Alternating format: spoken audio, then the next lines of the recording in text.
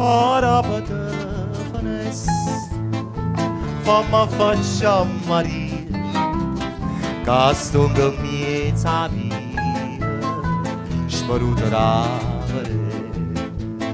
Non trovano di pace, a notte faccio i giorni, sempre per stare attorno, sperando che parla con le mani tutti. Oi Maria,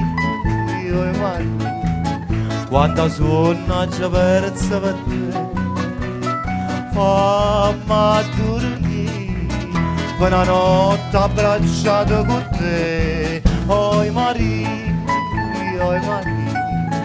quanta suona c'è persa per te, fammi dormire. Oi Maria.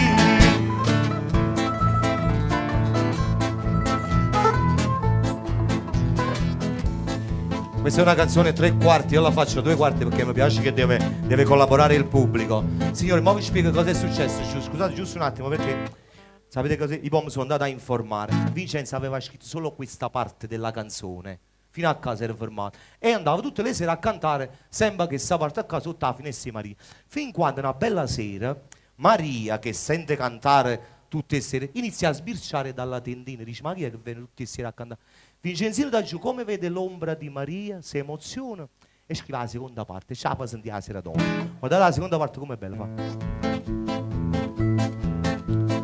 Pare che mo sarà da singhi fine stella, Maria con una manella, non c'è non mi può fare.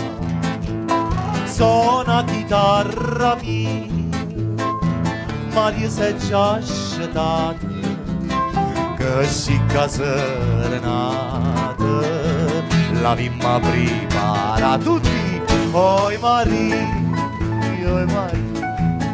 quanta suona c'è verso per te, fammi dormire, quella notte abbracciato con te. Oi Maria,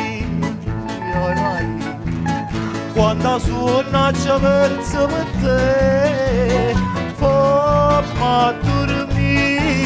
Oi Maria, quanta suona da perdo per te, fammi dormire. Oi Maria, oi Maria.